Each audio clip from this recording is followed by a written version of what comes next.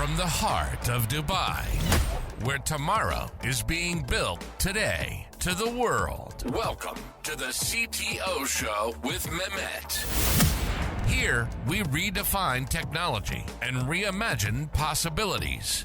With Mehmet, delve into the riveting realms of AI, cybersecurity, and digital technology. Experience the thrilling highs and lows of startups. Immerse yourself in the spirit of entrepreneurship and witness the future of business innovation being written in real time. Now, without further ado, let's tune in and explore the future. Hello and welcome back to a new episode of the CTO Show with Mehmet. Today I'm very pleased. Joining me from the UK, Liam O'Neill. He's the MD of BPMD. Liam, you're gonna tell us, a little bit about you, your background, your journey, and then we're gonna start the discussion from there. Like it's very interesting topics we're gonna discuss with you today. Just teaser for the audience. We're gonna talk about process mindset. We're gonna talk about process mining. We're gonna talk about AI, of course, and many other side topics as much as we can do with Liam. So Liam, the floor is yours. So it's a pleasure to be on your show. Thank you very much for inviting me to be here and to get to speak to your great audience. So my name's Liam, and my journey started coming out of university a shade over 10 years ago with no idea what I wanted to do other than the fact I wanted to work for a startup.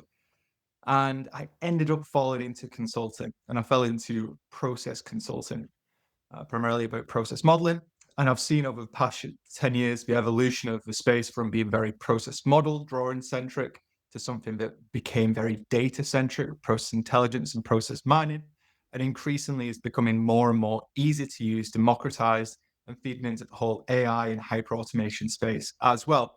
And over the course of that time, I stayed with the same startup, and now it's things have transpired such that I've taken over the company, and I'm now the managing director of BPMD. Cool. And thank you again, Liam, for being here with me today. So, you kind of took the first question from me, but, if you want to tell us, like, maybe among all the experiences that you had, like one story that best captures what great process design can transform a business. Definitely. I think a lot of companies have a lot of very clever people. Hmm. And the drawback is often these very clever people stay in their teams, stay in their functions, and you can end up with these little silos that are fantastic. Some brilliant ideas, some amazing problem solvers. And one of the most telling programs I did was with an energy company a few years ago, where we had some fantastic people in the finance team, really tech savvy, really innovative. And we had this massive backlog of invoices that were growing every day. They were being mismatched and had to be manually reviewed and brought and tagged to the right invoice. And they were midway through building an automation bot, an RPA bot, to help accelerate this matching. And absolute tech leaders in that space. This was back at the infancy of RPA. They really wanted to innovate. But what was telling was they were trying to solve the finance problem, but they weren't looking upstream. They weren't looking at what was happening through the logistics process. They weren't looking even further upstream at the procurement side of things. And all those mismatches, they'd worked in their box and come up with the best possible solution. But ultimately, it wasn't their fault. It was a little bit of an issue upstream, just a data capture issue. And this data capture issue at the point of the procurement team at raising that PO was causing all of these mismatches, hundreds of thousands of hours of manual effort going in and resolving them, and all this investment in this innovation budget and making this really interesting automation tool. And I think that's what's telling is companies, as I say, very intelligent, but working in silos. Sometimes what they're lacking is the ability to step back, look at the broader process as it runs across teams, across the business, across systems, and sometimes just trying to make that easy little fix upstream that solves a hell of a lot of pain downstream. Cool. Um, One of the things, Liam, that I hear from people sometimes that, um, especially transformation leaders, right? Um, so the word process is synonymous to bureaucracy, right? Uh, bicep. Sometimes I used to think the same. So why do you think process has such bad reputation, and how we can reframe this, especially in the AI era? I've worked with so many process teams where they have this moniker of being bureaucrats, of sitting down with people, absorbing hours and hours to refine a model, revise a model, make it clean, but without doing anything useful for the business. And I think it breeds out of this place where a lot of process programs end up sitting under quality teams. They sit under the head of quality, quality director, and really after transformation, after you've moved ERP, after you've changed your case management system, whatever it is, you have this body of documentation and it moves into the quality team so they can use it for audits. And so process becomes a tool for compliance, for audits, for ticking a box. And that's really useful, but the rest of the business don't really get anything from that. And so you end up with process models that are being created for the sake of process models. And that's the first thing we always try and challenge when we work with an organization. If you're doing process for process's sake or just to tick a box, you might as well not do it. You've got to have a really good reason for doing it. What problem are you solving in the business? Passing an audit is one, but you've got to solve more than one problem. You've got to do something that when you're asking someone for their time, for their investment, they're getting something back. They're getting back improvement. They're getting back change in the way of working, something that makes their life better. So if you want people to not see process as bureaucratic, you have to make sure that it's delivering for them in a way that actually impacts and makes their life a little bit better. Cool. Um, from your perspective and your experience, how are you seeing the emergence of modern process team look like today? Are you seeing like maybe new roles or skills that emerge that didn't exist, maybe, I don't know, before the hype of the AI at least? Definitely. Definitely. I'm actually writing a white paper on this at the moment. Um, I think there's a lot of structures for process teams. As I say, sometimes they live under quality managers, sometimes they live under IT. The best structure for your process team is to not be a process team. It's not to Mm-hmm. have a separate it's not to have a separate group of people who are sat there just looking at models, maybe looking at dashboards. Instead, what you've got to do is recognize all you're trying to do with process is change the business, make it better. But you're not the only person, the only team whose responsibility is to make things better. There's this whole cohort of change makers from your customer experience teams who are probably sitting upstream in marketing and sales, to your continuous improvement teams who might sit in operations. Maybe you've got that sat at group level, and then the whole oversight and delivery teams like PMO and change management. And increasingly, obviously, you've got data intelligence, data management, and your AI teams, as well as a whole product management cycle. And these are so many different hats you can wear and different types of way of approaching change. If you want to do it effectively, they all have to be working together. You have to have them sat in the same change maker function, whether it's a dotted line or a solid line, or design structures, that's an open question. But we've got to be working together. There's only so many people who can actually change the way the business works. You want to make sure that those people are all pulling in the same direction. You've not got 4, 5, 6 different teams all clashing heads and just causing this little bit of a traffic jam. Cool. Now, what have you spotted when it comes, of the kind of major mistakes companies make when trying to scale internal process teams? Yeah. Yeah. The biggest one is losing sight of the most important piece, which Mm-hmm. is the problem they're trying to solve. Model all of your processes, set up every single dashboard, create perfect enterprise architecture. All these ways of creating a view of your business, creating visibility, are all useless if they're not going to be used. And when it comes to scaling, it's not about trying to get comprehensive coverage of every single process and every single function. It's about choosing the 2, 3, 4 problems you're going to be very good at solving. Maybe it's scoping which AI innovations you're going to bring in. Maybe it's passing risk and compliance, getting your risk and compliance register up to date for a function. Maybe it is something about audit. But what are those handful of services you're going to offer? You get amazing at those ones. And as you're scaling, you can slowly add in more services. But don't try and do everything at once. Get very good at a service, scale that across your organization, where the problems are there to be solved, and then grow through that problem-led approach rather than trying to think you can just boil the ocean. Liam, while doing my search and preparation for today's episode, I've seen something which attracted my attention, and I think you're the best today to explain to me and to the audience about that, which is two terms. I've seen it before, long time away, so maybe I need a refresh for my memory. So, difference between process mining and task mining, and what are they, right? How they differentiate from each others, and maybe people in your space they would might have knowledge, but I like to cover it also in the context of business in general, and how they can how these two concepts, process mining and task mining, complement actually each others. And if you can give us like also some real life example, that would be great also. Perfect. So, I mean, very briefly, the technical view is process mining is looking at event logs. So, when key things happen in your process, stringing those together and aggregating them so you can see trends. And task mining is looking at key logs, what you're doing, what an individual user is doing on their desktop. But to put that in a context that's a bit more understandable, I like to use the analogy of a train station.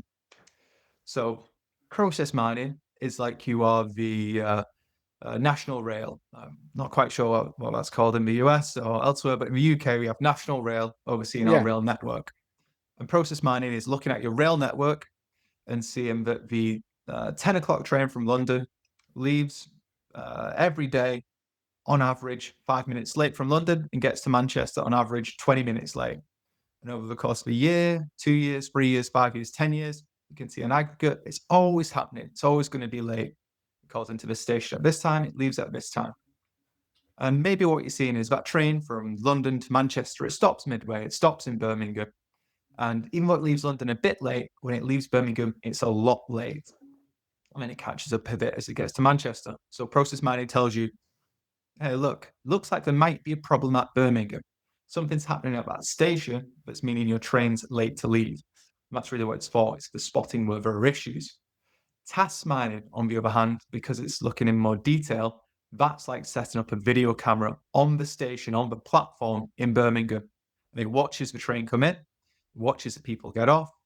It then sees that, oh, look, there's a faulty door. There's a faulty door that's not closing, and that's taking 10, 15, 20 minutes to be resolved. That's why we're getting the delay. It gives you the detail on the platform. It doesn't tell you anything about the broader journey, whether it's leaving London on time, getting to Manchester at the right time, whether it's um, doing anything outside of the context of that station, but it gives you really rich information. So practically where you'd use these in an organization is process mining is typically done across your big end-to-end processes, looking at procure to pay, order to cash, operate to maintain, those real core pieces of your business, buying things, moving things, building things, making things. And it lets you spot trends. It lets you spot where you've got problems. A real example with a tech company we work with, a tech and hardware reseller, Hmm. they had looked from quote to order to cash, and they looked across all of Asia Pacific, and we're looking at quotes. And on average, they wanted to get a quote out in one day. India was doing a day, China was doing a day, Singapore was doing a day. Taiwan, though, was taking a week. Mm. And you're never going to get that from process modeling. You'd have to speak to every single country. You'd have to do a ton of analysis. But process mining tells you, hey, look, there's a problem here. Taiwan's pretty slow at quotes. And then you have to go on site and do a bit more detailed analysis there. Task mining, on the other hand, you really use that where you've got high volume jobs. Your call centers, your support centers, where you've got people doing a similar-ish task day in, day out. There's a bit more rigor, a bit more regularity. You set that up on the desktop. Uh, a medical and insurance organization I worked with set one up recently to analyze case handling. And it was to look at, what are some of the trends, what denotes a good case, a long case, a closed case, what systems they're using, what databases. There's so much rich information. There's 25,000 calls a day, but you're not ever going to be able to get to the bottom of that by talking to a handful of people. But by using task mining, you can see exactly how long on average these things are taking, how long it's taking to solve case A versus case B versus case C, and where some of those really detailed problems are actually coming to the fore. Liam, yeah, this is very detailed and it needs a lot of attention. Out of curiosity, can AI, whether it's the Gen AI or any form of AI, help actually in modeling and mining for the processes? And are you currently using it by any form? Definitely helps across the board. Task mining is super useful because I remember doing it a few years ago in 2016 or so, and you got the data back, and it was terrifying. It Hmm. was absolutely impossible to get anything from it. Pages and pages and pages and pages. And by the time you found an insight, you'd gone partially blind. But now what you've got is some of the AI engines that sit on top and just speed up interpretation. And it's not perfect, but it's a lot better than anyone could get to without investing significant time. On the process mining side of things, the problem with process mining always is the so what. You Hmm. found a cool insight. You found Taiwan slow. So what? And it's bridging that gap of being able to A, solve problems, but B, communicate that there's even a problem. So that thing about, finding a Taiwan one, obviously they use consultancy to help them find that. But then the internal team, it's difficult to sometimes really get into the data and get those rich insights out. And AI is helping to make it easier to interpret the data, find those issues. And then it's making it easier to think of very interesting solutions to some of those potential problems. Liam, I'm not sure if I'm asking the question the right way I should ask, but if I'm starting to put some process design from scratch, like I've seen people who's saying like I can give it to AI, so the AI would be doing the process modeling for me. Some people that would say no, we still need to do it, and then we bring AI to see if it can find any gap where we can optimize this. Um, which school you're more close to? Give it to the AI, let it figure it out from scratch, or no, we need still have the human led process design, and then bring AI to optimize it. How you think things? Yeah. So I've seen kind of both sides of the coin. Practically, the hardest bit with any process modeling exercise is you want what's called a process taxonomy. It's a list of all the processes in your business, and it's at a consistent level of decomposition. And you want to understand scope of each of them, the start and end event. If you've got your process taxonomy, and there are frameworks like APQC that you can use, SAP has their own best practices. I have a mix of the two that I tend to roll out with clients. Um, Once you've got that taxonomy, you've got to view what the process is, what the start and end event is. Then you can ask AI, ChatGPT, some tools even have it built in to create that first pass draft of the process. Some really cool tools right now, Signavio and Salonis, we get into a space where you can take SOPs, Word documents, emails, text chains, whatever it is, dump that into them, and it'll create a first pass of a process for you. So you absolutely got to use those tools to get something on the board. You don't really want to be going into an interview with a completely blank sheet of paper. And then you've got to be able to refine it with the people to make sure it is accurate, it is solid. Insightful, I would say. Like, and I think it's a good balance between um, both approaches. I would say. Now let's talk about change, right? So change. A lot of people, I can bet like 99.99% of people, they don't like change, and we know like many C levels, whether they are CTOs, COOs, and others, they might have underperforming teams, right? And they know, what they need to change, but internal momentum, stalls and they get stuck. So why does this happen in the first place so often? Yeah. Uh, with so I heard this a few years ago where I'd done a really interesting analysis program with it was an infrastructure company. They build fiber optic and utility networks in the UK.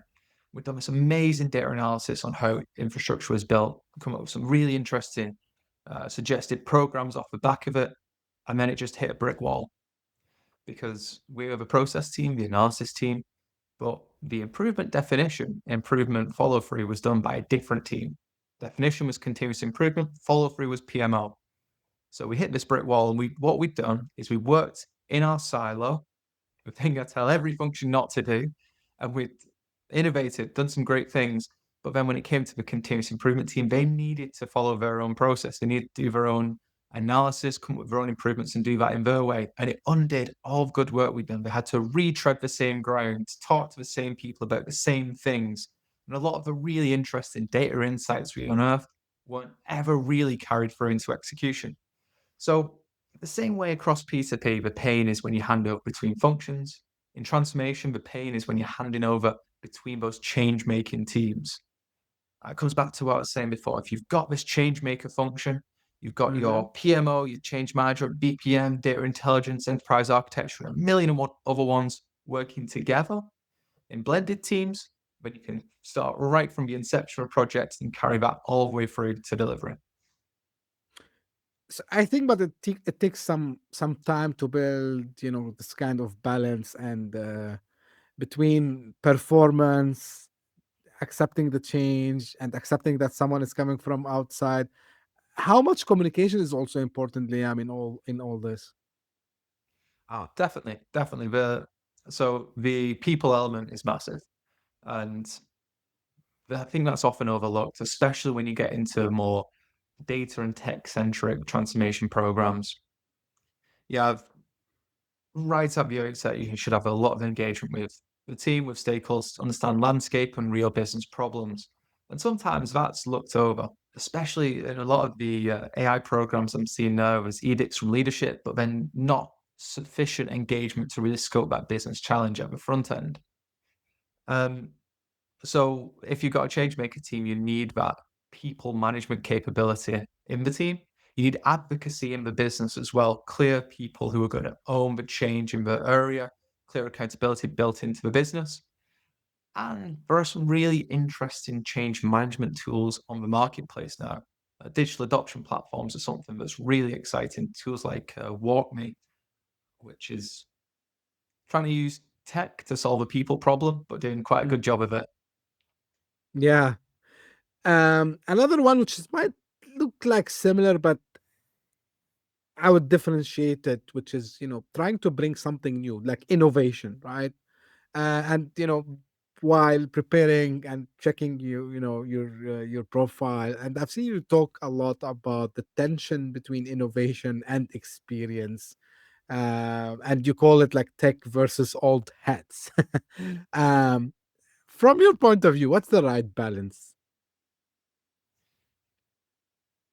I think it's nuanced, isn't it? It always does depend. I always remember doing some work with an upstream energy company, and I was in how we do sales and organizational partnerships, and we were talking about the sales process. They were playing about getting a new CRM and a new ERP, and I was speaking to Hmm. this old Danish guy.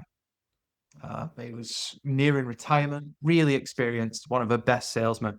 And I was trying to understand his sales process, trying to understand why what he did was so effective. And he was telling me, when he gets to quotes, he's already built the relationship, he knows the person, and then he's just writing his quote down on napkin. I said, "Oh, okay. Well, I've not got that in my list of systems. Is that a new one? Is that one you use?" And just pulled a pack of tissues out of his pocket, pulled one out, and said, "I write it on the back of one of these," and handed it over. And he was signing 8, 9-figure deals over a drink, over a coffee, on a scrap of paper. So that's something that's never going to be automated. That traditional industry, the sales cycle, that relationship-based piece, you can't solve that with tech. You can't solve that with new tools. You have to rely on experience. But similarly, a lot of even the same program, a lot of the CRM piece, a lot of the ERP piece, the transactional, the processes that are routine, there's no need to carry on doing that in the legacy old way of working, where it's a routine process, where it's not strategic. Adopt best practice, take what SAP, what Salesforce, what the others are doing, use them to use the platforms, use the pre-built automations, use the easy best practice approaches. So if you don't build this unnecessary tech debt and you do stay ahead of the curve, you do keep on using the latest and greatest features that these big organizations continually roll out. Is there a boundary that you can define, Liam, when, for example, you say, okay, this much innovation is okay, but if we, you know, we reach this, that's a limit. Like, okay, like things gonna break down. I don't know. Maybe people will start to leave the company. Maybe things would start to go south, as we call, like go wrong. What's like what are the boundaries, I would call, between innovation and keeping things on track? So a really good tool for this, what we do with a lot of our clients is we build a capability model. There's Hmm. tools like LeanIX, it's an enterprise architecture tool, but it's fantastic for this.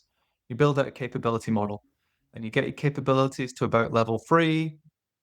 Most places you don't need to reinvent the wheel, just use a template, a best practice one. And then what you want to be doing is heat mapping it. It used to be 80-20, where it's 80% routine, 20% strategic. What we've been doing more recently, and the strategic is obviously where you invest, it's where you make the big moves, the big money, it's where you try and differentiate yourself from the market, and the routines where you just need to be good enough. There's been a bit of a shift recently, and it's gone from 80-20 to 75-25. 75% routine, just adopt industry best practice. You don't need to reinvent the wheel. 20, innovate. It's what sets you apart in the market. Be amazing, be spectacular, be unique. 5%, innovation. It's not what you're competing on today, but it's what you're going to be competing on tomorrow. For example, I work with Philips domestic appliances, blenders and air fryers and all that kind of goods manufacturing. And their structure was obviously the design, the R&D, the build, all superb quality. That was what they compete on. But tomorrow, they're considering about moving to that product as a service model. How do you not just make the initial point of sale your only point of sale? How do you keep it recurring revenue, provide the services, stay valuable, stay engaged long term? So that move to the product as a service structure, that's where they needed to innovate. That's where they really needed to push the boat out and do something that wasn't for today, it was for tomorrow. Cool. Now I want to shift gears and bring, the discussion to what this podcast name is all about, CTOs, right? So, um, from your experience, like for CTOs specifically, and maybe like even technology department leaders, like that can be in both contexts, engineering department CTOs, or like maybe a CIO, probably.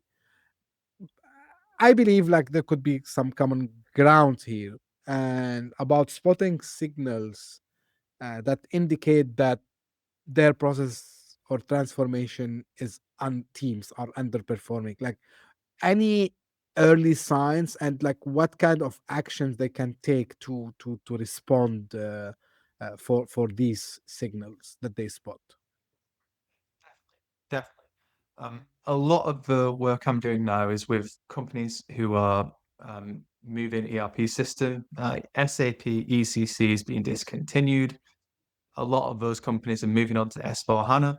The 2027 cutoff date, so it's very aggressive.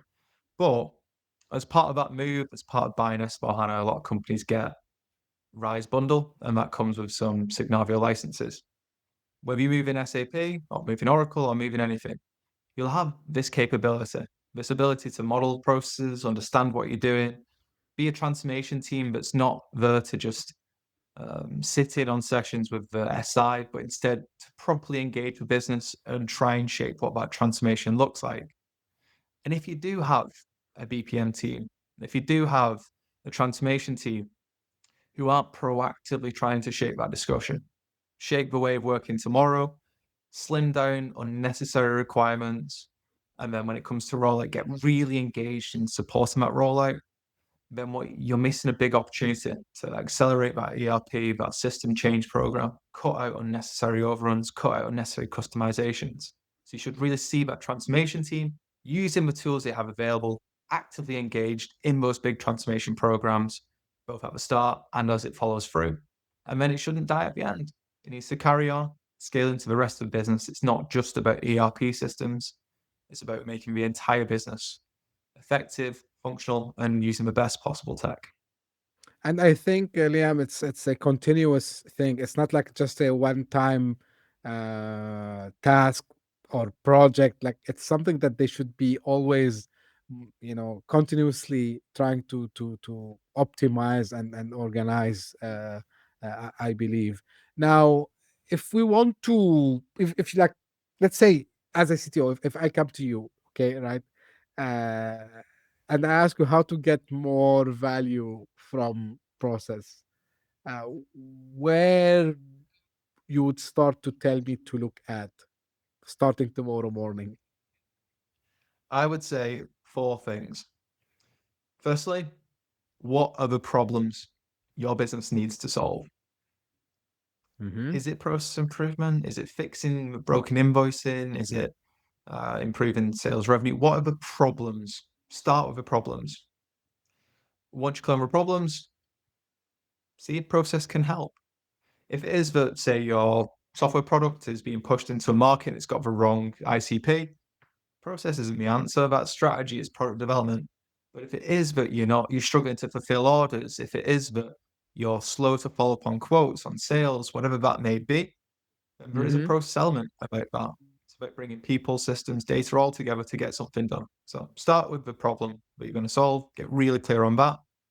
Once you're clear on that, you need to make sure you've got the right content in place, right models, the right dashboards, the right information to be able to support solving that problem.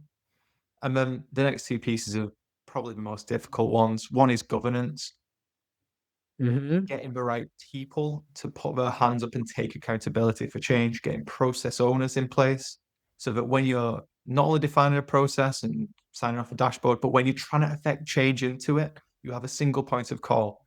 You have someone who can approve those changes. You have that delegation of authority from the head of function into the process owner level. So you don't have everything going through 18,000 reviews. Instead, it's a process owner signs it off. You can move quickly. And then finally, it's about building that culture.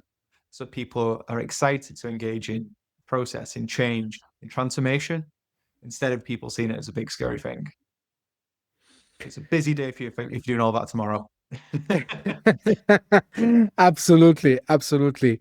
Um, if you and me, we want to draw kind of guesses, because I'm not saying like trends. I'm not saying where things are going, because AI is changing things very fast. But right, if you want to imagine how this discipline would evolve with AI automation, probably like maybe other things would come.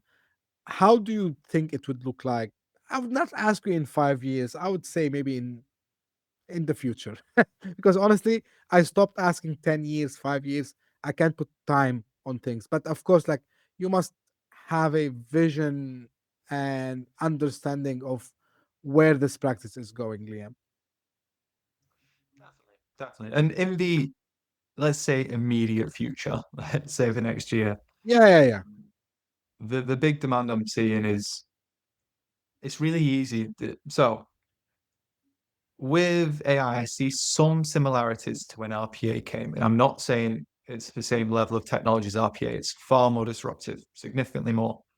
But some of the same trends and challenges come up. With RPA, it was a case of when you got it in, there was a few obvious problems to solve, and those problems tended to get solved, and it didn't scale out too well from there. And with AI, uh, I work with companies like Lego, like International SOS and others, and there's a few obvious places to bring AI in.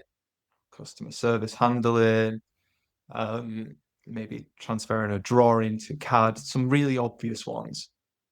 But a lot of the momentum post those obvious ones is lost because what you need is a really nice view of where there's real business problems, where there's going to be a business case of value behind solving those with AI, and making sure that you're not just throwing AI into something that's broken. So for all of our clients, one of the really emergent services now is to look across an end-to-end process, heat map where there might be opportunities to explore agentic or generative AI, make sure that the process is ready for that. So any of those things that are broken, the underlying systems or data are put into a good place, and then it's lens and using opportunity to surface where you should be doing it. And then at the back end, using process to help communicate that change to the rest of the business to ensure that they adopt it effectively. If we're talking even longer term, then maybe AI takes my job. Who needs consultants? AI will do it for you. Liam, I think today is the coincidence days for me because I don't know why. In the morning, I was like, in the traffic, and I don't know where this idea or thought came to my mind. I said, "Hey, like, what happened to these RPA people?" Because you just mentioned RPA, right? Which is robotic process automation, and I said, "Uh, correct me if I'm wrong. Do you think